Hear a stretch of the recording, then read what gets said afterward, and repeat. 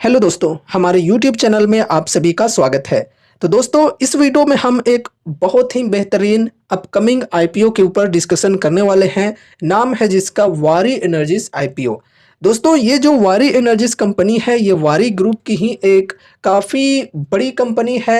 And ये जो company है, इसकी इंडियन मार्केट्स के अंदर बहुत ही बेहतरीन मोनोपोली है सोलर पैनल्स की मैन्युफैक्चरिंग के क्षेत्र में, क्योंकि ये जो कंपनी है ये इंडिया की सबसे बड़ी सोलर पैनल मैन्युफैक्चरिंग की कंपनी है। ठीक है, देखो ऑलरेडी वारी ग्रुप के कुछ कंपनीज मार्केट में लिस्टेड है। उनमें से एक वारी रिन्यूएबल टेक्नोलॉजीज की बात करें तो पिछले 1-2 सालों में इन्वेस्टर्स को बहुत ही बेहतरीन रिटर्न्स बना करके दिए हैं। अब देखो उसी ग्रुप की एक और कंपनी मार्केट में लिस्ट होने जा रही है। चलो इसके बारे में भी हम डिस्कस करते हैं। देखो, फर्स्ट ऑफ ऑल आईपीओ के बारे में समझते हैं। Solar panel maker Waaree energies receives SEBI nod to launch IPO. तो दोस्तों, वारी एनर्जीज को सेबी के तरफ से आईपीओ लॉन्च करने के लिए अप्रूवल मिल चुकी है, मंजूरी मिल चुकी है। चलो थोड़ा विस्तार से समझते हैं। यहाँ पर वारी energies, the countries largest solar panel maker, on Monday received approval from market regulator SEBI to float its initial public offering यानी कि IPO. The company had filed draft IPO papers on December 29th last year.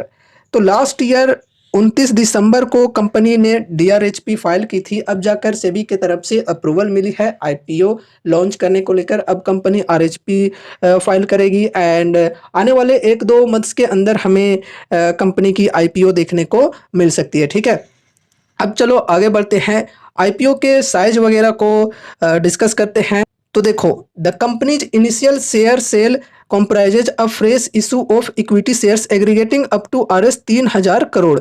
तो दोस्तों, ये जो company है ये fresh issue के जरिए 3000 करोड़ की फंड रेज करने वाली है, फंड जुटाने वाली है नए शेयर्स इशू करके। और साथ ही साथ कंपनी के तरफ से ऑफर फॉर सेल भी आने वाली है। देखो, and an offer for sale of up to 32 lakh equity shares having face value of Rs 10 each.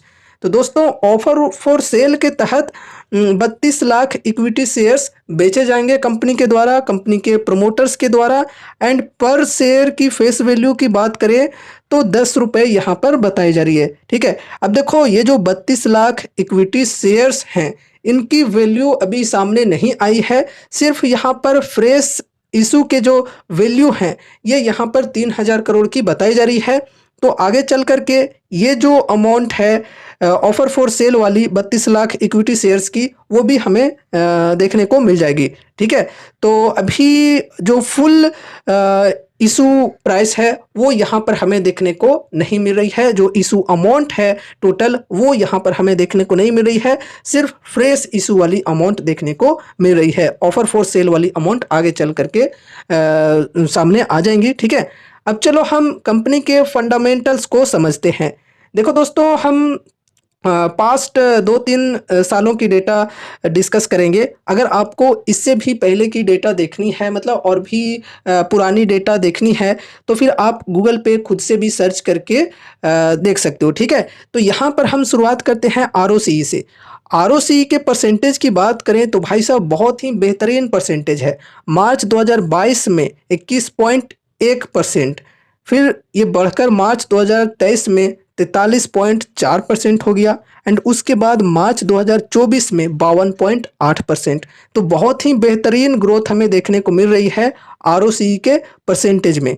आगे बढ़ते हैं, ग्रोथ पैरामीटर्स को यहाँ पर हम डिस्कस करते हैं। देखो, सेल्स की बात करें तो सेल्स के अंदर हमें बहुत ही बेहतरीन कंसिस्टेंसी के साथ ग्रोथ देखने को मिल रही है। 2854 करोड़, 6751 करोड़, फिर 11398 करोड़।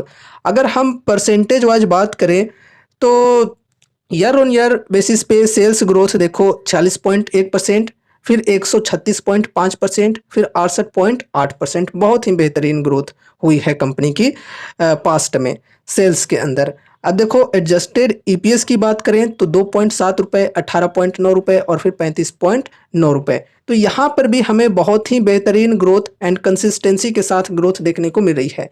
अब यहाँ पर हम ईयर ऑन ईयर बेसिस पे परसेंटेज के हिसाब से बात करें तो देखो 36.9%, 597.4% और 90%। ईपीएस के अंदर भी बहुत ही बेहतरीन ग्रोथ रही है पास्ट में। एंड उसके बाद यहाँ पर एडजस्टेड नेट प्रॉफिट की बात करें तो देखो 53.4 करोड़, फिर 460 करोड़ सीधे हो गया एंड उसके बाद 944 करोड़। तो यहाँ पर भी हमें बहुत ही बेहतरीन ग्रोथ देखने को मिल रही है पिछले कुछ सालों में। एंड उसके बाद यहाँ पर CAGR को डिस्कस करते हैं। सेल्स के CAGR की बात करें यहाँ पे तो देखो यहाँ पर अगर हम पास्ट 1 ईयर की बात करें तो 68.8% के CAGR से कंपनी की सेल्स बढ़ी है, बहुत ही बढ़िया है। पास्ट 3 ईयर्स की बात करें तो 80% के CAGR से, past 5 years 48.3% and past 9 years 40%। बहुत ही बेहतरीन ग्रोथ है, डबल डिजिट के साथ है और बढ़िया परसेंटेज में भी है। इसी प्रकार से यहाँ पर एडजस्टेड EPS और BVPS की बात करें तो यहाँ पर भी बहुत ही बेहतरीन ग्रोथ हमें देखने को मिल रही है।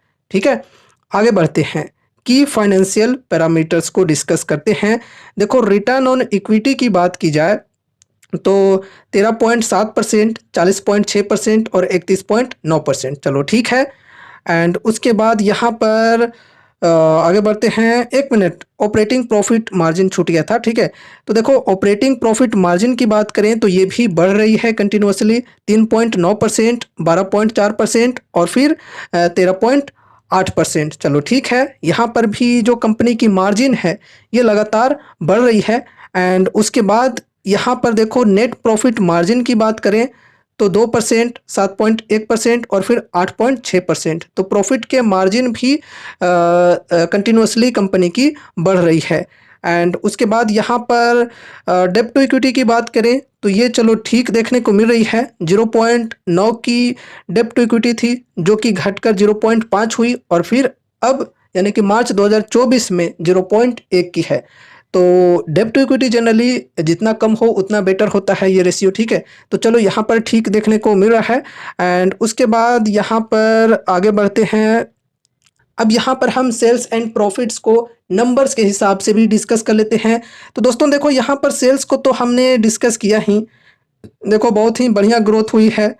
एंड उसके बाद यहाँ पर आगे बढ़ते हैं।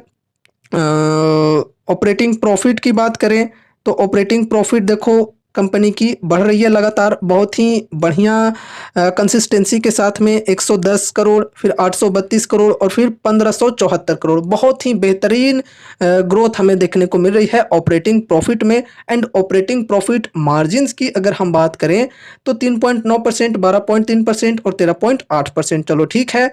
एंड उसके बाद यहाँ पर अदर इनकम की भी बात करें तो अदर इनकम भी कंपनी की बढ़ रही है कंटिन्यूसली। ठीक है, एंड उसके बाद यहाँ पर प्रॉफिट आफ्टर टैक्स को भी डिस्कस कर लेते हैं। ठीक है, तो देखो प्रॉफिट आफ्टर टैक्स की बात करें तो ये भी बहुत ही बेहतरीन तरीके से बढ़ रही है। 79.65 करोड़, 500.28 करोड़, 1274.38 करोड़। बहुत ही बेहतरीन ग्रोथ यहाँ पर भी हमें देखने को मिल रही है। अब नेक्स्ट है यहाँ पर फाइनेंस रेशियोज। दोस्तों इनको हमने आई थिंक पहले ही डिस्कस कर लिया है। चलो ओवरऑल फंडामेंटल्स की बात करें तो फंडामेंटल्स कंपनी की बहुत ही बेहतरीन है, फाइनेंशियल्स भी बहुत ही बेहतरीन देखने को मिल रही है और पिछले 2-3 सालों में कंपनी की जो ग्रोथ है वो बहुत ही बेहतरीन रही है। तो ओवरऑल कंपनी तो चलो बहुत ही बढ़िया है। एंड अगर इनके बिजनेस की बात करें तो बिजनेस भी इनका बढ़िया है और फ्यूचर सेक्टर के ऊपर कंपनी काम करती है, सोलर पैनल्स की मैन्युफैक्चरिंग करती है। साथ ही साथ इनके प्रोडक्ट पोर्टफोलियो में कुछ और भी प्रोडक्ट्स हैं like solar inverters, lithium ion batteries, ये सब भी प्रोडक्ट्स इनके पोर्टफोलियो में है। ठीक है, तो जो भी इनके प्रोडक्ट्स हैं गाइज वो फ्यूचर प्रोडक्ट्स हैं, फ्यूचर में उनकी जो डिमांड्स हैं वो काफ़ी बेहतरीन तरीके से रहने वाली है। और अगर हम वारी ग्रुप की बात करें तो ये जो ग्रुप है ये काफ़ी फेमस ग्रुप है और इनकी ऑलरेडी एक कंपनी ने इन्वेस्टर्स को बहुत ही ज़्यादा मालामाल कर दिया है, तो इस वजह से इसके आईपीओ के ऊपर लोगों का ट्रस्ट है बहुत ही ज़्यादा, ठीक है। और साथ ही साथ फ्यूचर में भी कंपनी को ग्रो करने की चांसेज हैं काफ़ी ज़्यादा, क्योंकि गवर्नमेंट की भी सपोर्ट है रिन्यूएबल सेक्टर के अंदर बहुत ही बेहतरीन तरीके से। उस हिसाब से कंपनी के अंदर ग्रोथ आगे चलकर बहुत ही बेहतरीन तरीके से देखने को मिल सकती है। एंड अगर हम आईपीओ की बात करें तो आईपीओ के सक्सेसफुल होने के चांसेस भी काफ़ी ज़्यादा हैं। आईपीओ में बढ़िया पैसे बनने के चांसेस भी काफ़ी ज़्यादा हैं, ठीक है। बस आईपीओ आ जाए, मैं तो खुद भी अप्लाई करने की सोच रहा हूँ। देखते हैं आगे चलकर कब तक आईपीओ आती है। बाकी दोस्तों एक चीज़ ध्यान में रखकर चलना कि यहाँ पर जो भी चीज़ें हमने डिस्कस की हैं वो सिर्फ और सिर्फ एजुकेशनल पर्पस से किए हैं। आप सभी को यहाँ पर मैं कोई भी कॉल टिप या रिकमेंडेशंस नहीं दे रहा हूँ कि आपको इस आईपीओ के अंदर अप्लाई करना है या नहीं करना है, ऐसी कुछ भी चीज़ें नहीं है। हमने जो भी चीज़ें डिस्कस की हैं वो सिर्फ और सिर्फ एजुकेशनल पर्पस से किए हैं। मैं आपका कोई फाइनेंशियल एडवाइजर नहीं हूँ, इसलिए कोई भी डिसीजंस लेने से पहले आपको खुद की स्टडी, खुद की एनालिसिस करनी है, या फिर अगर आपके फाइनेंशियल एडवाइजर्स हैं तो उनसे एक बार कंसल्ट जरूर से करना है, ठीक है। तो दोस्तों ये रही हमारी आज की वीडियो। उम्मीद है कि इस वीडियो के माध्यम से आपको कुछ यूजफुल इन्फॉर्मेशंस मिलेंगे। तो वीडियो को लाइक करके चैनल को सब्सक्राइब कर देना और मिलते हैं अगले नए वीडियोज़ के साथ। तब तक के लिए बाय बाय।